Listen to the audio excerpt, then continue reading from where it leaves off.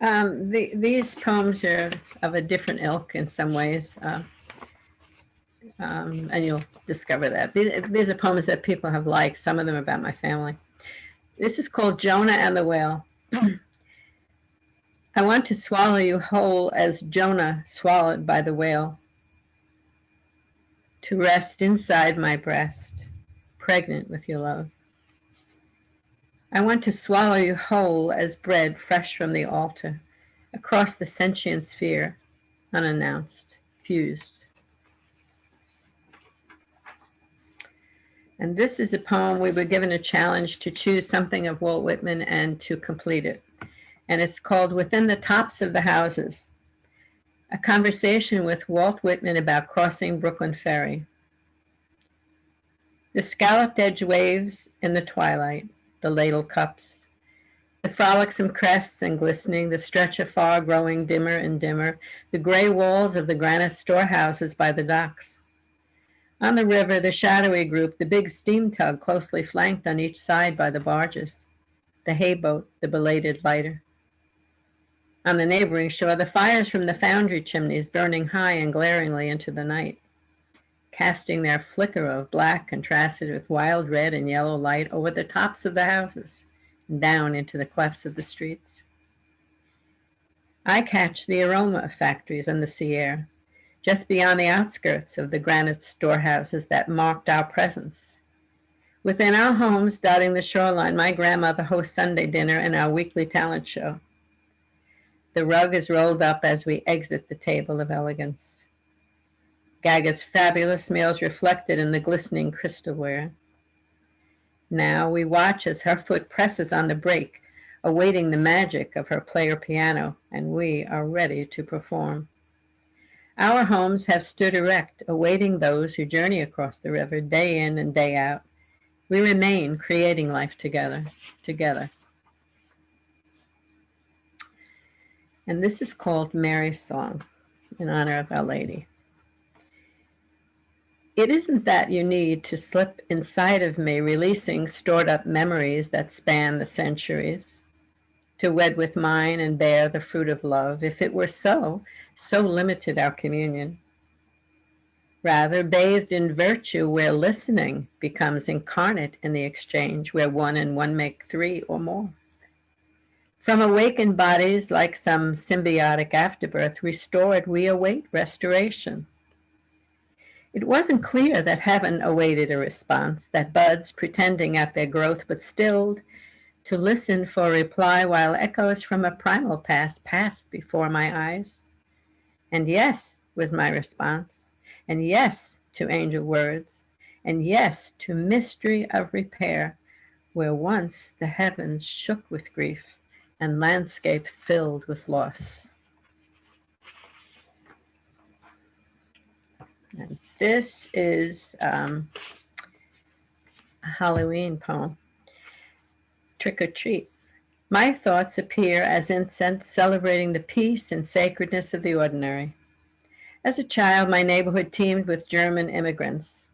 Here in Valtrap, the sacredness of time is announced in the melody of church bells, silenced in my own town for disrupting the peace. I daydream of a time at the lake with family members, feeling upheld as we celebrate one another's presence in this time, our time together. We celebrated Halloween with my mother's pumpkin cake, foretelling our future. In my slice, I unfold the orange tissue to discover a petite iron. I will own a tailor shop. My brother's musical instrument predicts he will be a musician. I sneak into the local movie at 6 years old as I'm looking for my mother. I heard it would work. It did. I take a seat and watch a woman with a mysterious disease buried alive in a mausoleum. This teaches me powerlessness at a tender age, understanding all the while this is a fairy tale. Halloween forces us out of our routine through fanciful activities. Our yearning becomes complete in our communion with a God who has pierced time and with whom we become one. We stand at the baptismal font during the Easter Vigil. We remember together, here, the everlasting presence of those with whom we enjoyed our time at the lake and shared a piece of pumpkin cake that promised a future.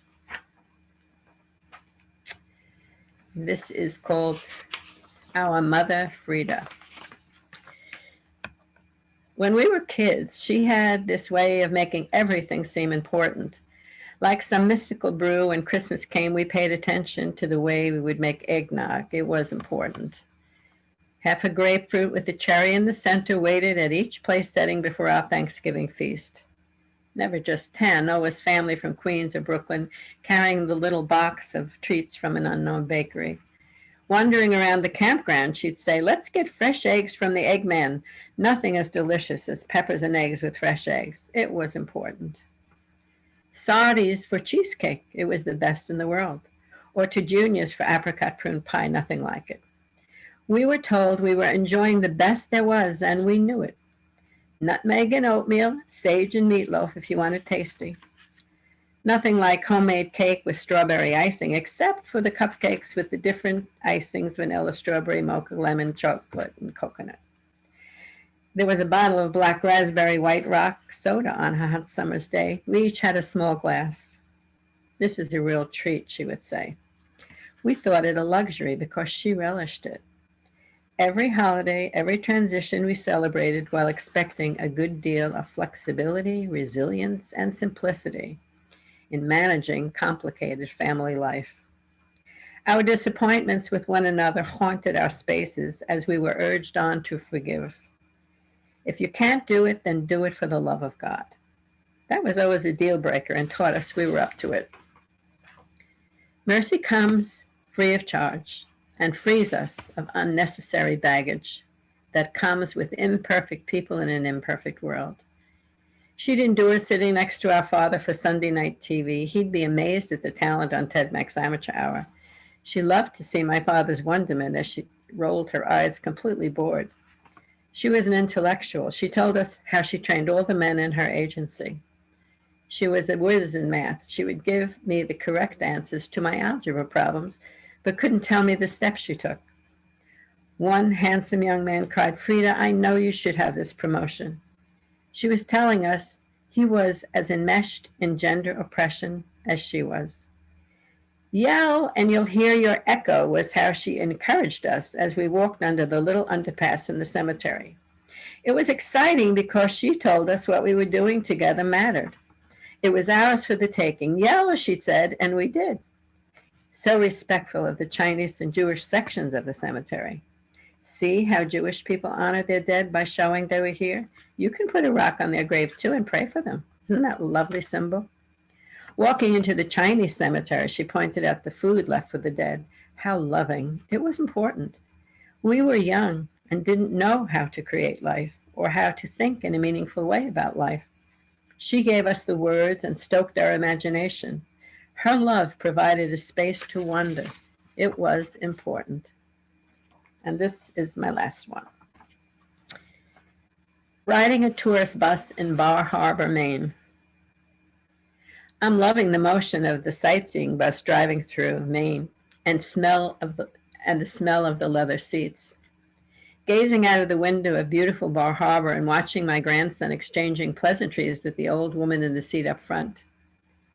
Turning toward my new travel companion, we chat about being careful of the sun as she comments about my cute freckles. "Yes," I say, "it's about being Irish," and we both laugh. She looks to me to be Italian-American. "My father is black and my mother is white. It's why my hair is wiry." I say, "Your hair is beautiful. It frames your face." I love my father's black skin. I'm lucky. I inherited both my mother's skin and dad's darker complexion. Skin is quite beautiful, isn't it? I think it is, I guess. I seldom think of it. I don't know why people cover up brown spots. It's like a Palomino pony. I wouldn't cover it up. It's beautiful. That's true, I say, and wonder to myself, why didn't I think of that? And albino persons are stunning, royal, eloquent, with the shining white faces and hair and the pink shadows under their beautiful blue eyes. Why don't people see how beautiful they are?